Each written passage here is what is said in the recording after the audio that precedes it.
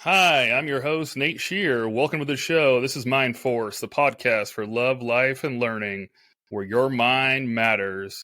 Today, I'm broadcasting from the lovely Killeen, Texas, from a hotel room, so I don't have a cool green screen. Don't mind anything behind me. I tried to make it look as good as it could.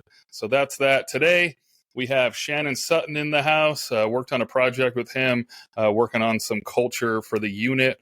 So I was trying to find some more creative topics to go into mental health and mental fitness, and I was trying to think of what's something that really impacts people, and kind of dawned on me work. Of course, right? We're at work for the majority of the day, probably more there than anywhere else, once you minus the sleep at home.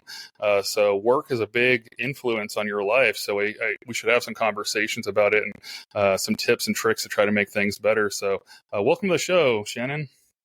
Hey, it's great to be here. Thanks for having me. I'm excited to talk about organizational culture with you, psychological safety, mental health in general. All of these things are passions of mine, and so I'm ready to get into it. Awesome. So we got to start with the easy questions, get us warmed up, limbered. So who are you? What do you do? And why do you do it? Yeah, so again, I'm Shannon Sutton, and I would say that I am a lover of life. I'm an organizational culturist and strategist. I'm a coach. I am a speaker, and I'm also an analyst by trade.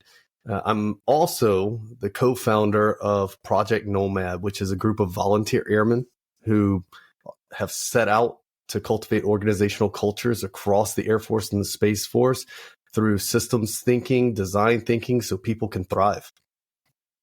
Yeah, and I want to give a shout out to Project Nomad, just because they're getting out and trying to do things. And like Shannon said, volunteering, I think that's such a powerful thing, because there's so many people in our units that are like, I don't like this, I wish it were changed, all these things, but not taking the action to go out and do it. So even though it might not be perfect, they can't reach the whole world, all these different things, just the attempt of trying, getting out, setting things up, getting classes, getting people educated and things like that is a huge step. So if you do have any gripes or complaints about work, take the energy that you're putting into that to try to reach out and make things better. It's one thing to identify what's wrong or complain about it, but a completely different thing to get out there and try and get after it. So that's awesome. Thanks for doing that, and thanks for all the volunteers. We're going to move into the interview. So we're going to start off with a quick question for myself. What do you have, Shannon? Oh, one of the things that I always like to ask people, it's actually one of two things. I either ask, what's your favorite cereal? So I'll ask you that. But if I get another question, I'm going to ask, what book are you reading right now? Okay, yeah. So favorite cereal, that's a tough one. It would probably be Cinnamon Toast Crunch. That's a tough one, because I really like to flip back and forth based on what I'm like used to or missing out on. So I like Cinnamon Toast Crunch, and then Fruity Pebbles, kind of to alter that. So the fruity, or the sugar and cinnamon, are kind of the two different profiles, flipping back and forth. And right now, I'm reading all sorts of things. I wish it were more interesting, but a lot of joint publications. I'm in my fellowship for AFSOC, so I'm really trying to absorb and try and learn everything I can for this 12 months, because that's my job for this last summer to this upcoming summer. So a great year of learning everything about medical capabilities and how SOF fits into that picture. So super exciting. A lot of joint pubs 4.04 and 5.0, a bunch of fun joint pubs, but not too exciting. Most of the time I'm reading them or having PDF read them to me so I can make my way through them, but it's good stuff. So we're going to move on, open up to Shannon. So I'm going to give you the floor and allow you to kind of work through, I don't know if you want to start with Project Nomad and kind of work your way to the Culture Lotus. Yeah, so we'll get there. And but to start with, I have to talk about what Project Nomad is in general. You know, I kind of said our purpose statement earlier, but we have three fronts that we work on. The first front that we work on is assess. So we have a technique that we use called culture mapping, and also using social network analysis and overlaying those two to assess all the way down to the underlying beliefs of the organization. So it's more than climate. Climate is how people feel about the organization, but what is the writing on the wall? How do we do things around here, and why do we do them that way? And so we get after that through the assess piece. The other piece where I primarily lie is in the design piece. Now, I'm a firm believer that organizational culture is a thing that we can design and draw a roadmap to get to it. And I believe this because I have done it multiple times in organizations that I have led, all the way from small teams all the way up to large units. I've been able to do this. And it's through the technique that we'll talk about in a minute, through the model that we use and we designed in Project Nomad called the Culture Lotus. And then the third front that we work on is management. And that's basically to say that if we go into a unit, a commander asks to go in, we will assess the organization. If they want, we'll do a workshop and we'll help them design the culture that they want. And then we don't leave them. And we're all volunteers, right? We all have families, we all have day jobs, but we'll take time out and we'll talk to these leaders at any time, day or night. We got representatives around the globe. So if they want to contact one of us, they can. And we'll walk them through these change steps so that they can get some vector and some objective third-party opinion on the steps that they're taking. We're happy to do that. And then that leads us into the Culture Lotus when we look at that design front and where I am in Project Nomad. And the Culture Lotus is something that we came up with, and there are tons of tools packed into it, tons of study, tons of writings and readings, things from Peter Drucker all the way to Edgar Schein and Seth Godin. Huge fan of Melissa Daimler as well as Patrick Lencioni. He's my favorite author. I have all of his books. Dan Pink is great as well. So all of these concepts coming together. I forgot to mention Dave Logan because his concepts about tribal leadership are mixed in there as well. But all of these things come together in this Culture Lotus. And what we got it down to were 6 petals. And these 6 petals are clarity, expectation, competency, empowerment, fortification, and assessment. And the short of it is that clarity comes down to purpose and vision. Now, in the Air Force in particular, military units, our mission is given to us. But the mission is what we do when we get to work. It's the car that we drive down the road. It doesn't really have inherently a purpose in it unless someone is uber patriotic. And what we see is that that's not necessarily the case across the Air Force. People aren't always uber patriotic. Now, I hope that when people stay in longer and longer, they become more and more patriotic. I know I did. But what we see is that people need purpose. They need something that connects them from waking up and getting out of bed to get to work to do that mission. What is that purpose? And so that's part of clarity. The other part of the clarity is something that falls right within mission command. We look at AFDP 1-1, the Air Force is pushing mission command, and rightfully so, because the circle in the center that describes centralized command, distributed control, and decentralized execution, around that red circle says clear commander's intent. And if you don't give vision as a commander, you haven't told your people where you want them to go. And if you don't tell them what that destination is, they're going to assume what it is themselves. And if you got a 300-person unit, you're going to have 300 different destinations that people are headed towards. And so we got to give them that clarity. And then the next petal, expectation, it comes down to values, right? Values is the first part of expectation. Like, what do we actually care about? Now, the Air Force has given us core values, but it's really about asking the question, how do those core values translate in the particular job or the particular mission that my unit is doing? Right. Yeah, integrity first, service before self, excellence in all we do. Those are great values. How does it apply to a soft unit? How does it apply to a medical unit? How does it apply to an intel unit? That may look a little different, and probably so, and probably rightfully so. And then the other part of expectation is goals. You told me where I'm going, Commander. Now give me some broad steps on how to get there, right? I need that clarity. I need that clear commander's intent. Now, from there, we get into some intriguing conversations that we could linger on for a long time. And I'm going to go through the Lotus, so I'm not going to linger there. But I can say it has to do with distributed control and decentralized execution, and the fact that the Little Brown Book tells senior NCOs to translate commanders' visions into objectives and tasks for airmen to accomplish, right? And so the commander has to upfront, the leader has to upfront give those clear goals that are broad enough for their senior NCOs to translate them and turn them into objectives and tasks for the airmen to accomplish to move the unit forward. And then that takes us to competency. And when we talk about competency, we really talk about competency modeling, right? We look at training, education, development, and certification. Training being that baseline knowledge and skill set that airmen need to accomplish their job.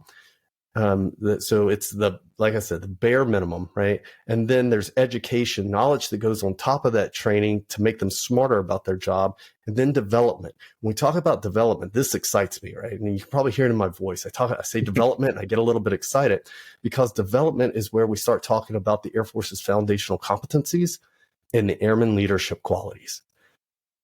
Development takes a long time. Development has to do with soft skills a lot more than it does with hard skills. Like, how well does this airman communicate, and how do I teach them to communicate better? How strong is this airman's emotional intelligence, and how do I teach them to be aware of themselves, to manage themselves, to be aware of their social settings, and to manage their relationships the best that they possibly can? This is hard, right? But that is development, and it takes a while. And then certification is just, why we all go to college is to get it on a piece of paper so we can show someone else that we went to college. And then on the other side of that, and if we were to do a matrix of this, we would see something called KSAO, which is knowledge, skills, abilities, and other characteristics. These are the things that we're training to, educating to, developing to, and certifying. And so we can draw that matrix for any position in any organization and just fill out that matrix and say, okay, this is where we're going to go. So that's competency in a nutshell. And you have to have that for every single position. If you want to do it really well, you want to be thorough every single position, so that the position is then aligning with the commander's intent. And then you write a duty description off of that, and you give that airman clear guidance on what they're supposed to do to go towards the commander's intent. And that's a great transition into the fourth one, which is my favorite petal. It's empowerment. And I view empowerment as having 4 pillars. The first pillar of empowerment is to clearly define the sphere of risk ownership. Now, from my perspective, from what I've learned in the Air Force, is only one person in any Air Force unit owns risk, and that's the commander. And then that commander delegates that risk to other people. And some people he delegates risk to, like flight commanders, and they can delegate it even farther, right? He may delegate some to the SEL, and that SEL can delegate to the senior NCOs, right? But the owner of the risk is the commander. So when it starts to trickle down like that, it gets fuzzier and more ambiguous unless we take an intention to defining the sphere of risk ownership for each person down the chain of command. And that comes through duty descriptions, but it also comes with saying, yeah, here's what you need to do, but here's what I'm also okay with you making decisions about. And once we define that, then what we have to outline for them are these things that in Project Nomad we call tenets. Tenets is synonymous with principles. For us, we use it synonymously also with behaviors. How do I want you to behave? Behaviors, as Melissa Daimler says, they start with the word we, and they are single-barreled, so they're a single action. We thoroughly and decisively communicate, right? And that's double-barreled. I even messed it up then, right? But we decisively communicate with each other, right? That could be a behavior. So it's saying when you're in your sphere of risk ownership, this is how I want you to act and behave. Now, this is important as we talk about mental health as well, because when we want to become a leader, there are really 3 steps to becoming a leader. The first is leading yourself. And to lead yourself, you have to know what your personal values are, not what you were taught your personal values are, but what your personal values actually are. And then look objectively at whether or not your actions and behaviors day to day are in alignment with those personal values. Because if they're not, you're going to experience cognitive dissonance. If they're not, you're going to experience stress. And the same thing's going to happen at work.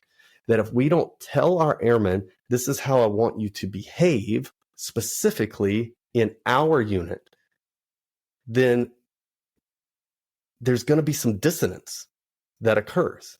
So pillar 1, clearly define the sphere of risk ownership. Pillar 2, outline the expected behaviors. Pillar 3, give them deliberate autonomy. You told them where they're going to operate, and you told them how you want them to behave in that. Now, let them go. And by the way, we've already talked about competency, so they've got the competency to do it. Let them go. And then it leaves one thing, only one thing that a leader has to do: hold their airmen compassionately accountable. And I say compassionately accountable because yelling and screaming and getting angry and getting emotionally attached to what's happening in the mission does us no good. It clouds and fogs our decision-making ability when we allow that to happen. To hold someone to hold someone compassionately accountable means that we have to go to the root of the word discipline, which means to teach or to learn, right? And if we treat all of our airmen like students of the craft, students that are going to replace us, then now we take a compassionate approach and we start to grow them. We cultivate them to be better than we ever were. And in these trying times, in these times when we're looking at peer adversaries and pacing threats, that's what we need. And so that's empowerment in a nutshell. Define the sphere of risk ownership, outline the expected behaviors, give them deliberate autonomy, and then hold them compassionately accountable. And then that brings us to jump in there real quick. Please, let's go. Sorry to break up the Lotus, but do you have any personal examples, a story that you could tell being, a longtime supervisor where, someone did do something that initially caused, that rage or that stress or, your blood pressure to raise a little bit? And, did you handle it well, did you fix it later? Or do you have any stories that, aren't going to impact anybody if they're hurt or anything? But I like to hear practical stories instead of hypotheticals. Do you have any of those? Well, yeah, I mean, there accountability. Yeah, there are tons of examples that happen probably every single day. And honestly, I've got to go on a tangent here, if I may. I've got to say that in my personal journey, which is probably a whole another hour-long episode, I had anger issues early in my career, and then I sought counseling. I sought therapy for that. I self-identified and sought that counseling. So I went from an angry person to at least I can express some empathy now. But yeah, day to day, we see it. A quick example that just happened, right? There was a very good thing that happened to one of our airmen in our unit over the last week.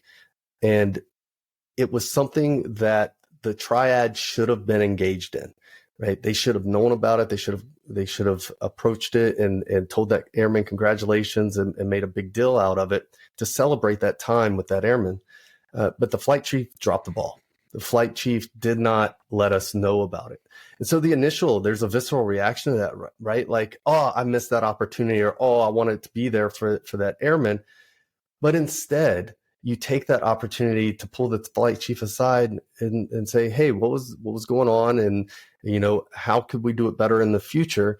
My commander likes to talk about rubber and glass balls, right? And I was like, I tell him up from him, like, look, this was a rubber ball. It's okay that you dropped it. But what if it would have been a glass ball, right? And so how do we learn from this and how do we move forward? And I'm a firm believer in the Socratic method as I'm giving discipline to someone where I ask them questions, right? And I let them lead themselves to the solution that they think is best, because The solution to correct one person's behavior may not be the solution to correct someone else's. How well did I answer your question? That's perfect. Yeah, I like practical tips. So practical tip number 1, ask questions. Yes. Ask questions and stay open-minded, right? Listen as if you're wrong and speak as if you're right. Okay. You going to finish off the lotus? Yeah, let's do it. So the fifth petal of the lotus is fortification. Now, this is the hardest one to manage, and there's a lot in there. So the fortification petal relates back to clarity, expectation, competency, and empowerment. And it talks about, I say talks about because we've got all this written out. It talks about the processes, the programs, the feedback, the rites and rituals, the iteration, the interdependent, and the connectedness that has to occur to reinforce that clarity, expectation, competency, and empowerment. And I think about my current unit where we have the unit mascot, right? And we are all in on it. And we have seen over the last year, this unit just start to come together and they start to identify with this mascot now. Before it was just oh yeah, we're this thing. And now it's we're this thing. And so those types of rituals to the point where rites where new people come in and we call them one thing, and then after they end process and we do their hell, we patch them and say, you are now this other thing that you have come to fruition and you are one of us. Welcome to the family. So these types of rites. And the other thing that's important to know here is there's an organization called the Maslow Research Institute, and they have done a number of studies on Maslow's hierarchy and how it looks today in the workplace. And what they found is that these basic psychological and self-fulfillment needs have changed, and what they've become are basic needs, psychological needs, and growth needs. And what's really interesting about it is when you start taking a look at what falls into basic needs in the workplace now, there are things like consideration, right? Well-being, right? Training is a basic need. Onboarding is a basic need, and not just onboarding when someone comes to the unit, but if they move from one position to another, how do you onboard them to the new position?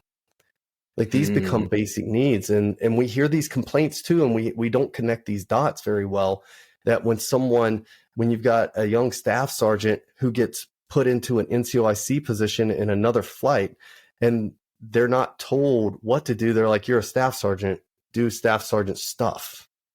Figure or it out. A new it's master crazy. sergeant, same thing. They become a flight chief, and you're like, be a flight chief. Well, what does that mean? And the Air Force is making some strides in this with the prepping the line JQSs, but we still have a long way to go, and it's a basic need that people need. And we look at psychological needs, right? Belonging is one of those psychological needs. Positive interactions, camaraderie, feeling like you are part of something bigger than yourself before you can even get to the growth needs. And if we reflect back on what I said earlier about how our Air Force, facing the pacing threat that we face right now, needs the next generation to be better than what we are, we need them to grow. So we've got to give them these basic and psychological needs up front so that they can grow in what we need them to do. And fortification is the petal that addresses that. And then finally, the last petal is assessment. In my signature block, I have a little line that's a play on something the Air Force has said for a while now. And it says, people first, culture always, mission focused. Elevate your organization. Because it's great to take care of people. We take care of the people so the people can take care of the mission, because the mission is going to win the day for us. I cannot express enough how much this all has to come back. When we talk about people and we talk about psychological safety and we talk about mental health, it's all got to come back to resilience and being a resilient force that can accomplish the mission, get through it, win, and then be okay on the other side. So assessment is the tool, is the pedal that we use to make sure that organizations are designing measures into what they're doing. Is what we're doing actually effective? Do I have key performance indicators and operations that tell me that I'm measuring what matters, as John Dewar would say in his book, Measure What Matters, right? am I measuring physiological safety, psychological safety? Am I measuring job satisfaction, member engagement? Are my people gainfully employed and intellectually stimulated? Am I going to retain them? And how do I know that I'm doing well in those fields? And I need to assess that, right? And I need to find what these measures are. And if the measures that we choose up front aren't the right ones, then I need to adjust and assess something else. So that's the Culture Lotus in a nutshell. Open it up to any questions you have about it. Absolutely. So I got a few questions from early on. You had talked about purpose, and I definitely love when people find their purpose. But I want to ask you a question. The newer airmen don't have a 9/11. We now have kind of withdrawn and are moving on from anti-terrorism and more into global health engagements and some other things. So that's kind of the easy go-to purpose.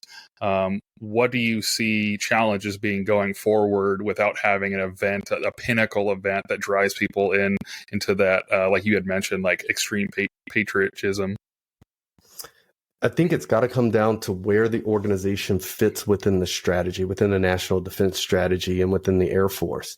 There are these things called strategic alignment. Why am I drawing a blank here? So it's a strategic alignment resource card, maybe. But it's a really simple little document that lists at the top the key points of the national defense strategy. And then it goes down and says, here's CSAS priorities, here's SIMSAS priorities, here are your MAGCOM's priorities, NAF, wing, group. And then you get to the squadron level, if that's the level we're working with, and up nested within those is where you want to draw your purpose, right? If your purpose, or if your higher headquarters missions and priorities are all about taking care of people and being flexible for tomorrow, and you're an intelligence unit, then your purpose may be something like, we illuminate to deter or defeat, right? It's got to be open enough that you can say that it's a purpose now and it's a purpose for tomorrow. In keeping in mind that on, December the 6th, 1941, nobody anticipated December 7th. On September 10th, 2001, nobody anticipated September 11th, right? And so keeping that kind of perspective in a military organization, an Air Force organization, and aligning that purpose with where the organization fits within the national defense strategy, I think is where we draw our purpose. Yeah, that's interesting. I'm curious. I saw a video recently. It was of a FTAC instructor, and he was going around the room and asking everyone why they joined. It was school, school, school. And because my dad was in school, school, school. And so I wonder if that plays into that purpose as well. If you join for a set purpose, but I guess like you said, and we've seen, a lot of people, even Chief Bass, for example, like, I'm going to do my 4 and leave and then, do 30. So maybe where you start doesn't necessarily matter, or the reason you start, I should say. Yeah, the question that came to my head when you said that was, is that a purpose, or were those purposes, or were they reasons? Who sets completing their bachelor's degree as a vision, as like the end destination, right? And when we look at young airmen in particular, we also have to understand they're coming from varying backgrounds, and that they may not understand the purpose because they don't understand the strategy. So it's the role of the leaders in the organization to tie what they do every day to that bigger picture. And when we can do that, then we can start instilling the purpose to, within them. And it's not something that's going to happen one time, right? You're not going to tell them one time they're going to get it. It's about moving the needle a little bit every single time you talk to them, whether it's at a commander's call, or it's in a casual conversation, or they're in the room when you brief a visiting general or something, right? It's about them constantly hearing it over and over again until they convince themselves. And I say that because we can't convince anyone of anything. People have to convince themselves. And so that's the challenge, right? It is the challenge, but it can be done iteratively and incrementally in a very agile management sort of way. Hmm. So I guess the key is repetition. That's interesting because I Mhm. kind of wanted to hear your thoughts on a specific example. So I'm medical by trade, medical admin, and one of the sections I think that's always a difficult one is TOPA. They do TRICARE and insurance and things like that, and it's kind of the DMV of the med group. People always show up angry when their referral didn't go through or whatnot. But I've always felt really bad. And to touch on what you had touched on earlier, like show them how they fit into the larger picture. I feel like that's maybe overused. It's like, if you just show them, where they fit into the larger machine, they'll have this epiphany. But when the airman is scanning 600 pages into HAME so that, your digital record can be okay, it's absolutely important when someone gets out and they get their VA claim. If stuff's missing, they're not going to be able to be taken care of and things like that. But to the person that's scanning, with their eyes, 600 pages for socials or incorrect socials or the wrong person's patient information, it's just so difficult to make that cool. Intel or something, I feel like you can make that sexy and cool, but scanning, pages all day, it is important. But do you have any advice or something for that specific situation? That's interesting. Yeah. So when my mind went to something I said earlier about gainful employment that is intellectually stimulating, right? And I think that that's where that falls, and quite possibly, and I'm not sure without having hands-on experience with it, that how available is innovation to those people, right? Is there a better way? Can they create new and better ways? Can they take something that's old and make it relevant so that things become more effective and efficient? Can they create something new that makes things more effective and efficient? Is there a way to instill that intellectual stimulation in what they're doing, at least enough so that that redundant, mundane work doesn't seem so redundant and mundane? Like I said, I'm not sure, and now you'll have my mind working on that for a good 2 weeks at least. Okay, good. I'm glad the wheels are spinning because that one's been difficult because somebody has to do it. Records need to be accurate and things like that. And I know, I believe they looked into software and things like that. But as we know with AI, if it's handwritten, for example, like it can scan text and font pretty well. But then if it was handwritten, then that's kind of out the window, and then it could potentially miss somebody's page or social or name or something that's associated. Because a lot of times with family members and things like that, they'll get mixed up, and so the only way to identify is maybe a handwritten note or something that's on there. So really difficult to have to scan with your eyes, hundreds of pages. It's pretty mundane. But yeah, that's a good point. I'm curious to see what you come back with. Yeah. So just one other thing on that, because I did talk about the bigger picture too. It's also about expressing the bigger threat, and exposing, because now my mind is going to CSSs, right? And our 3FOs, our 3F2s, our 3F5s, who aren't in the operations of the sexier units, right? But they contribute, and it's necessary. And if they weren't doing what they did, then our special operations folks would be distracted because they didn't get promoted when they were supposed to get promoted, or they're not getting paid the right amount of pay because these awesome 3FOs, 3F5s, and 3F2s are in place taking care of them day in and day out. And so again, I got to go back to like the iterative and incremental approach, and whatever information that they need, you expose them to the bigger threat, you expose them to the larger strategy.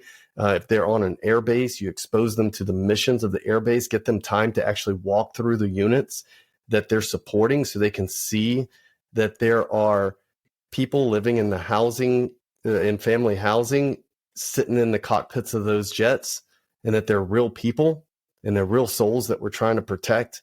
And when you make that connection, right, when they make that connection in their own head, then their purpose is going to come out of them. So I'm still a firm believer in that. I'm still going to ponder it though.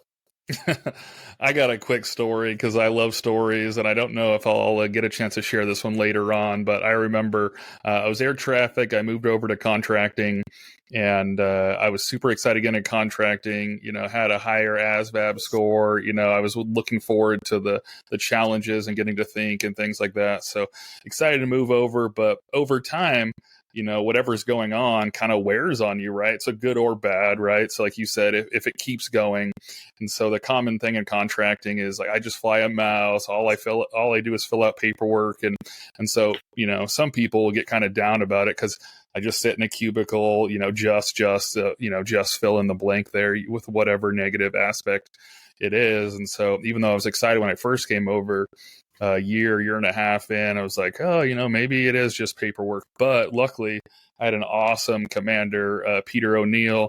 He encouraged us a lot to get out and see the end products of the things that we were buying, the end user, how they were impacted. And so that was really good. But I have one specific story. My daughter got sick. So Paisley Lucille, she got sick. We were at Travis at the time. So David Grant, massive hospital. We fly in, her temperature is high, and we're not really sure what's going on. It just doesn't seem right. And so your stress, your anxiety, all these things are just kind of going crazy. And you get in there, get her hooked up to this machine. And then once she gets hooked up to the machine, shows the vitals and the stuff to the nurse and things like that. And at that point, the nurse is able to say, hey, this is kind of what's going on. We've seen it, a rise or trend right now. And based on information that just came out of this machine, I can tell you this is what it is, or with pretty fairly certain, obviously practicing medicine, but pretty certain this is what's going on. And instantly you have that relief, you have that, complete feeling of like, oh, okay. And don't you know it, I look at the machine, realize I had bought it earlier in the year. And so immediately I realized everyone that comes in there feeling the way I do, stress, anxiety, just not feeling good, someone's loved one, sister, brother, husband, whatever it is, comes in and gets some sort of reassurance from that machine that's hanging on the wall. I mean, there's like nothing more powerful. So after that, like the feelings of I fly a mouse and I just do paperwork was just completely gone because, it could be any piece of equipment or whatever it may be on base. Even though it's just cutting the contract, it's a vital piece of it. So I feel it's difficult. It's one thing to say you're part of the larger machine, but I'm lucky and I feel very blessed to have had like those very specific situations happen right in front of me. And it's just kind of hard to shake off after that. Yeah, for sure, man. Like that's a perfect example. Like the purpose became true to you after that. You understood it and you convinced yourself that you had a righteous purpose, right? And quid pro quo here. For me, it was when I was a young staff sergeant and I was working a mission and one of our adversaries took an aggressive act against one of our allies, and I worked that. And it was up until that point, it just seemed like day after day, time to make the donuts type of approach to work. After that day and the following 2 to 3 days, I was hooked, right? Like hook, line, and sinker, all in. I was like, this is what I want to do because this is important, and I get to save lives. That's awesome. It's so great when you finally get to see it and it happens right in front of you. I feel like, you can read books and different things, but things that happen right in front of you, it lasts longer, it hits harder, and you just remember it forever, which is awesome. So I want to move over and knock out a few questions that are just kind of generic and hopefully can help some people understand some things in their units. So what are some common signs of a positive or negative work culture? Oh yeah, man, that's a great question. So the best way to tell where an organizational culture is by how people talk. Right? When you actually stop and listen to what they're saying and how they're saying it. And I'm going to draw on the book Tribal Leadership by Dave Logan here, because he talks extensively about this and his work in this area, where he has noticed that there are 5 culture types. The first one is a life sucks culture type. And this is essentially saying the people are going to say, man, it's bad for everybody. The world is just awful. It's bad for everybody. And then the next tier up from that, it's a my life sucks. Everybody else has a great life. I have a crappy life. And then the next tier up is a I'm great, but they're not attitude. Right. And we hear that a lot in the Air Force. I know what I'm doing. Now, if the rest of the team would just get on board. And then we start tying into like Patrick Lencioni's ideal team player, philosophy about how someone has to be humble, hungry, and socially smart in the workplace. Those people are not that. They're hungry, but they're not necessarily humble. And maybe not even socially smart to know what they're doing. It's kind of like the God complex that we have traditionally associated with some doctors that were portrayed on television and in the movies. Right? But then we move into the 4th tier, and this is where we want to be. And it's hard to get here because there's a huge fissure between tier 3 and tier 4. And the 4th tier is we're great.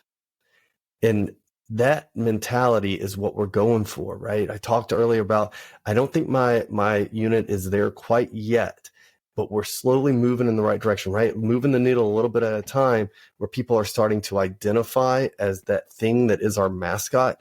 And they're starting to refer to themselves as that, right? It's not warrior. It's not airman. It's this thing that we are here because we have a unique mission and we have a purpose.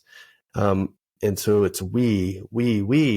And when you're hearing we, then you know that you're in a really, really good place and membership engagement has grown and job satisfaction has grown and people feel connected. And then the 5th tier, I said 5th tier, the 5th tier, the 5th tier is basically everything's great. It's a utopia, right? And this is ephemeral. It's fleeting. It's going to pass. It happens when people achieve some great accomplishment, and teams move into this 5th tier, but it's also a very dangerous tier to be in because if the leader doesn't recognize that their team's in it, then it's very easy for them to slip down into the tier 3 where they come off of that great achievement, starting to say, well, I was great, but they weren't. And so you want to usher them back down into the we're great. We did that together and we can do it together again. So hopefully that answers your question. Yeah, absolutely. Where do you think the majority of the Air Force falls in those?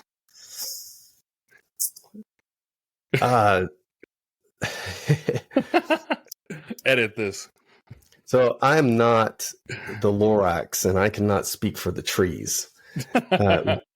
What I have seen through the Project Nomad lens is that we see a lot of units hanging out at the tier 2, my life sucks, or the tier 3, I'm great and you're not.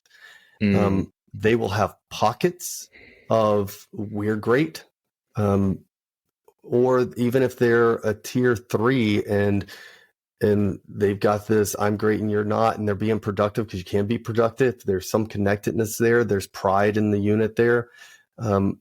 There's probably pockets of my life sucks in there as well. What we don't see, what we haven't seen is life sucks. That attribute that's normally associated with like gangs and mafias, where there's constantly a vie for power and one person trying to overthrow another. And I think our rank structure kind of mitigates the risk of that. But yeah, we're seeing a lot of tier 2 and tier 3, primarily tier 3. And every now and then we'll see a tier 4, and it's pretty awesome to see it when we do.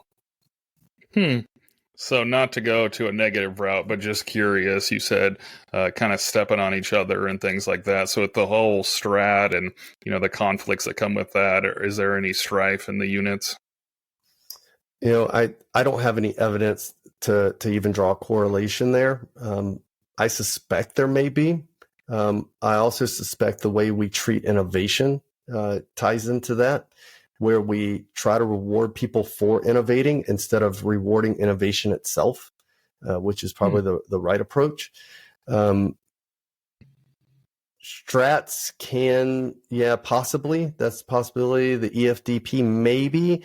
At the same time, there's a lot of goodness that comes out of racking and stacking and being able to put on a pedestal. This is, here's the epitome of what we want in this unit and what the Air Force is asking for. This person has pursued proficiency in all of their airman leadership qualities, and we're going to reward them for that with a stratification or a promotion statement. So, like I said, I don't have the evidence to draw even a correlation there. Okay, I want to tee up a home run for you. Right, what role does leadership play in shaping the culture at work, and how can those leaders foster a more mentally healthy environment for their teams? Oh, man. I hope I don't lose track of myself when I start talking about this. And if I talk too long, just stop me. I'd say first and foremost, leaders set the stage. Right? I go back to that mission command comment that I made earlier, right? Clear commander's intent. What is our purpose? Where are we going? How are we going to get there?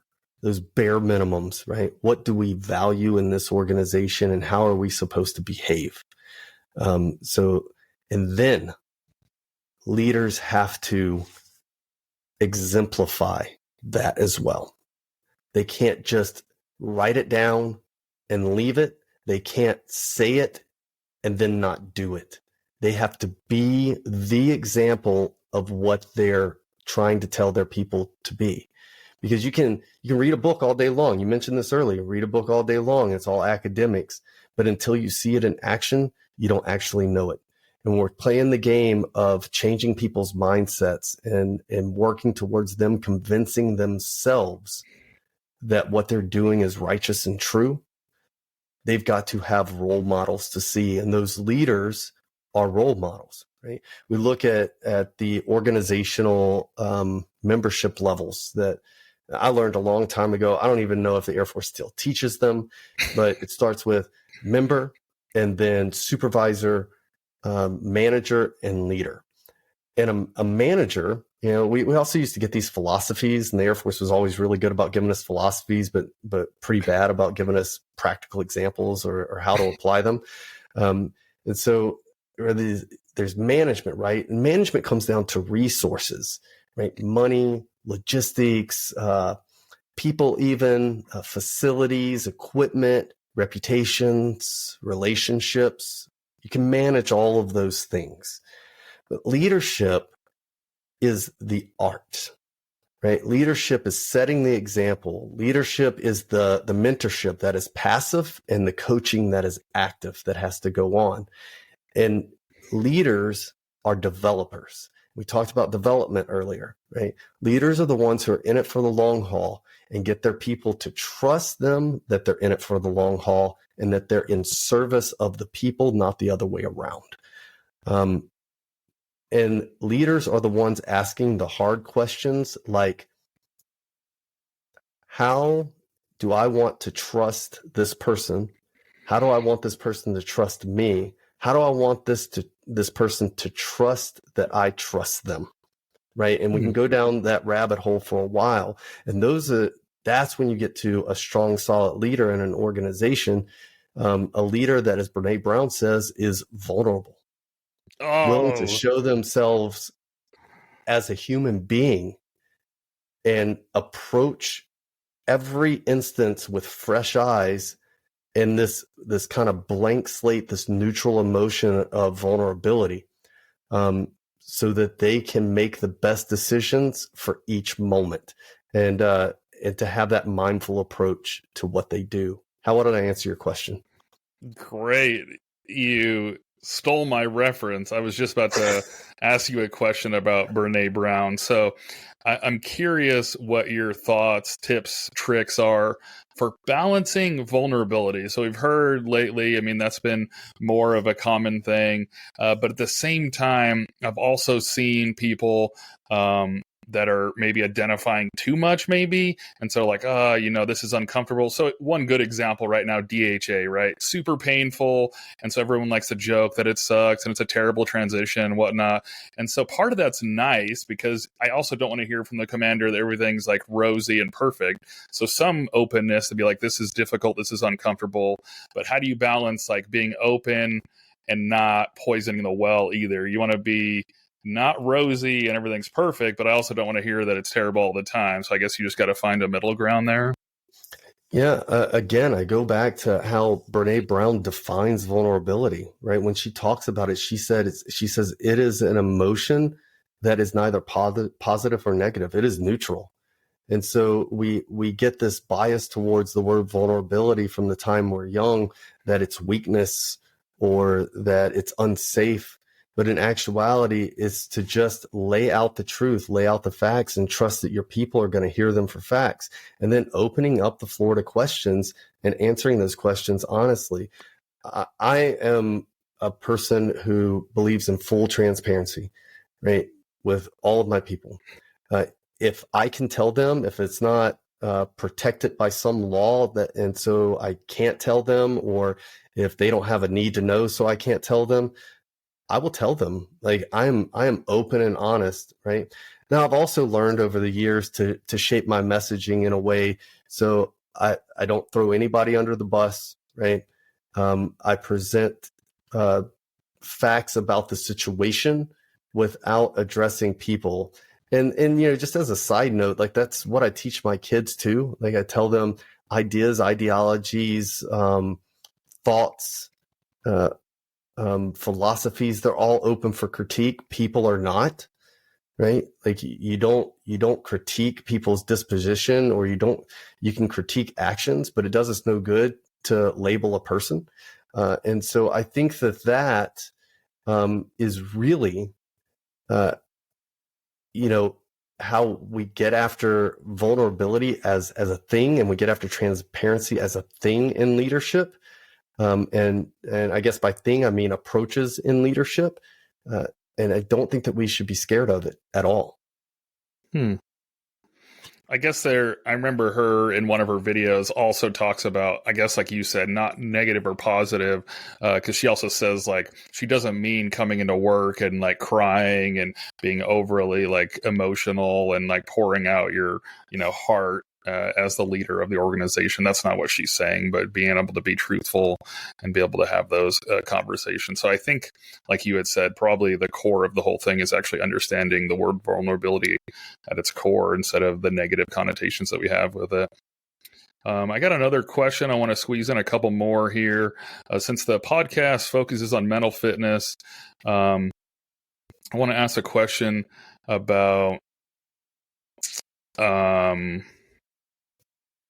me just completely losing my questions. In a diverse... Oh, no, that's not it. Wow.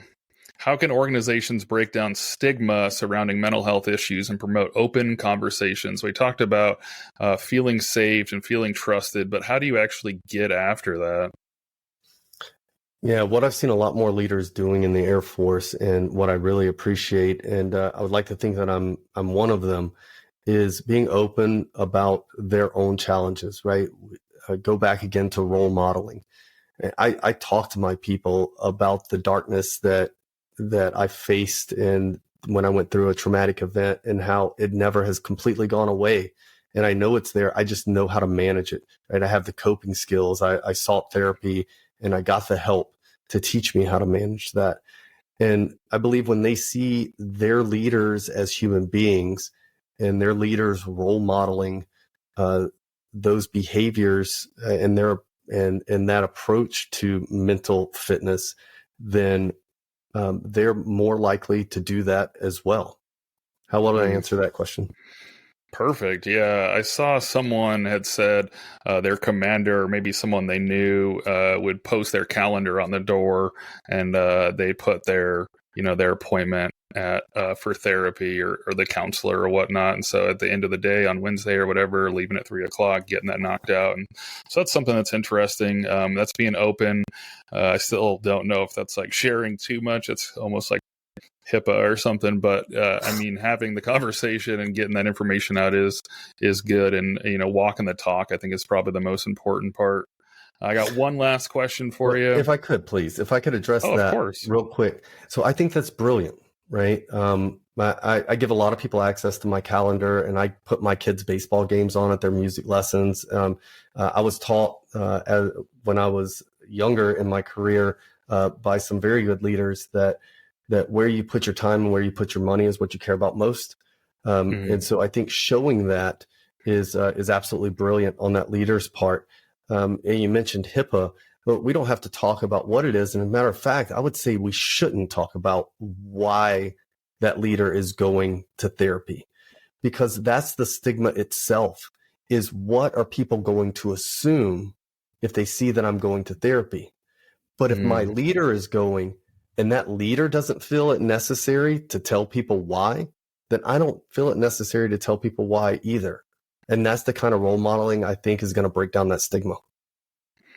What's your thought on when the door is closed at work, those closed door meetings? Oh, well, it depends on what they're about, right? Close the door. That's why I bring it up. It's just always funny to me. People, they're in there. Must be something bad. I'm like, I don't understand why it's always bad. Right. It's the same thing. And if you don't let people know anytime while you're closing the door, then they don't have a right to assume that they know why you're closing the door, because it could be a plethora of reasons. I've closed the door to talk about disciplinary issues. I've also closed the door because someone's mom passed away. Right. I've also closed the door because we were planning a birthday party for someone in the office next door. Or you closed the door because the hallway was loud. Like, that's it. Yeah, exactly. Exactly. Oh, that's funny. Okay. One last question we'll squeeze in here. Well, might have to do another episode sometime. As we look towards the future, what trends or innovations do you see in the intersection between mental health and workplace culture? That is a tough question. What trends do I see in the intersection between mental health and workplace culture? I kind of don't want to spoil the questions that I have for you that are coming up, because I listen to your episodes and I know I get to ask you questions. So, okay. If I could, I want to hold off on that, because I think I kind of hit that, and then I get to boomerang it back to you. Okay, perfect. So what question do you have then? Since you got it teed up. All right, I got to lead into it. So I'm a firm believer that it behooves us to approach all pillars of resilience in the same way we learn to approach the physical pillar. Right. And, I mentioned, maybe I didn't mention it, but I practice mindfulness meditation. I do that every single morning. Right. And that's because I want to cultivate my mental resiliency. And it also helps me cultivate my spiritual resiliency, which I view as an existential connection to life itself. So I use that because it is powerful. It is proven.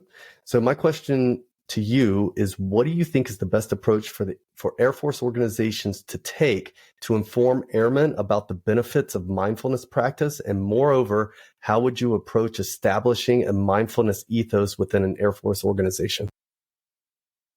Oh, I would love to. Honestly, I think one of the biggest challenges we have is self-reflection. It's interesting because my boss sent out a text on Friday, and he was asking us what we thought about work-life balance and how we kind of tackle that. And one, I don't love work-life balance. I think work-life integration or something is better, because balance indicates that there's like a net zero sum where it needs to balance out and be perfect, which, I mean, that'll never happen. So integration or some other word other than balance, I think, is better. I like musical terms. Harmony. Oh, that's a good one. Yeah, because I mean, ebbs and flow, I've heard that. That's probably even better, because sometimes you're going to be at work more. Sometimes you're going to be at home more. It is what it is. Ebbs and flow is highs and lows or whatever, even a roller coaster maybe. But self-reflection, I think, is super important. That's kind of what I had talked about in this conversation, is we have Google, you can Google any answer of any question in the world in 3 seconds. So we get anything so fast. We like fast food. We like instant answers. We like instant gratification. We want things done yesterday. We want to go faster. We want to, have Teslas that drive and holes in the ground, and everything's better, faster, faster, faster is what I'm trying to get at. And so I feel like we don't do a great job of slowing down. Self-reflection is so important. One thing that you had mentioned was identification. Like if you don't even know the organization is struggling or your people aren't doing good, then you're not going to try to fix it. So, we talk about the Alcoholics Anonymous or whatever, like identifying the problem or whatever it may be. If you never identify it, there's never going to be any change. So your methods for mission and vision and the graphics that you've made with the Lotus and whatnot are amazing. I love the graphics to be able to see those, but none of those do any good if you don't even start because you can't identify.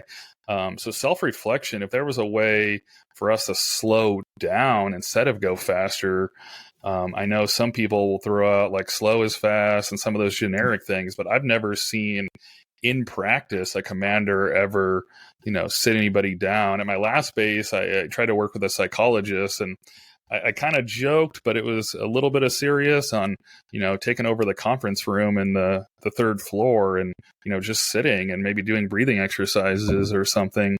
I ended up leaving before any of that came to fruition. But yeah, I think self-reflection is super important. I had a shirt, Brian Flanagan, he was great.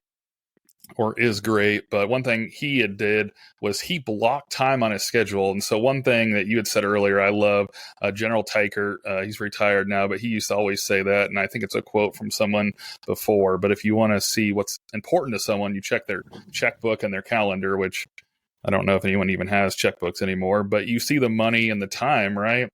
And so the shirt would block time every Friday to sit, and I think it even said on the calendar, like, quiet moments for self-reflection or something that you could see on his calendar.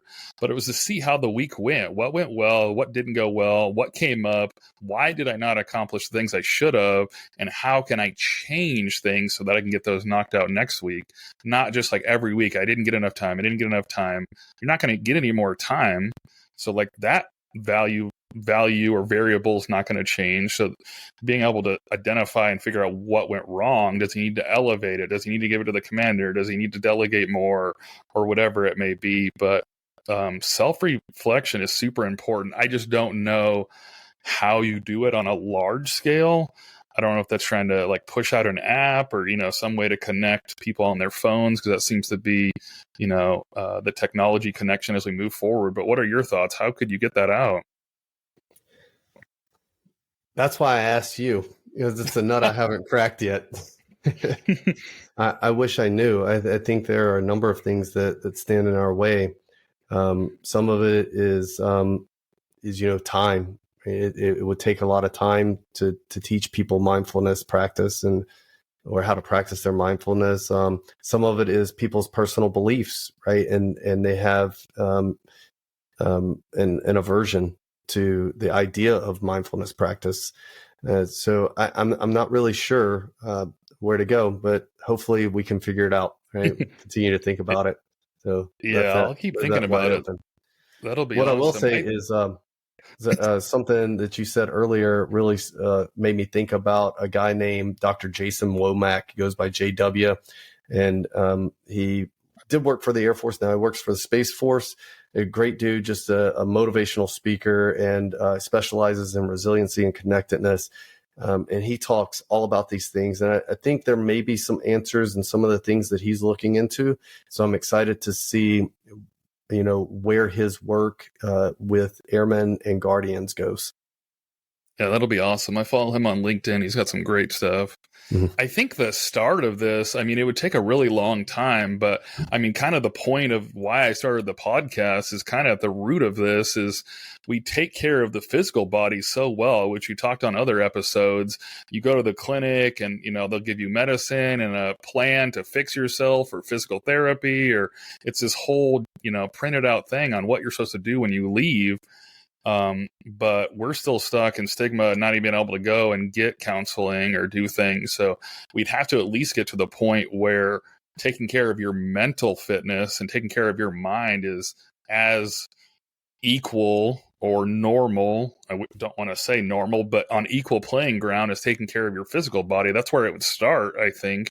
And then, the same way there's classes for yoga and Zumba and, whatever else, there'd probably be, places to be able to sit and meditate, or, maybe there's places on the track where they have like the workout equipment. There could be like a place you could sit in nature and feel better. But I think it starts with everyone, not just a few of us, but everyone seeing the physical body the same as the mind. So I think that's where it starts. Which, yeah, I agree. I wish 100%. that was closer.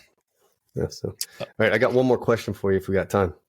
Oh, absolutely. I got no time limit. All right, so it's along the same lines. So about once a quarter, approximately, I schedule time to either talk to a counselor or a coach because I want an objective third-party opinion on my approach to life. Right, it goes back to treating that mental pillar the same way I treat my physical pillar. If I'm going to go to the doctor and get checkups, I'm going to go to a psychologist or a counselor or a coach to get checkups as well. What do you think Air Force organizations must do to transform airmen's perspectives on mental health or mental fitness, as you put it, so they're not just willing, but hungry for candid feedback on their personal mental conditions? Oh, shoot. That's a good one. I did see the recent launch of the Department of the Air Force coaching website. So that's a super good step in the right direction. Still kind of limited on who can access it and has to get approved through your leadership. That's one thing that slightly bummed me out about that, because I was ecstatic when I saw the link posted.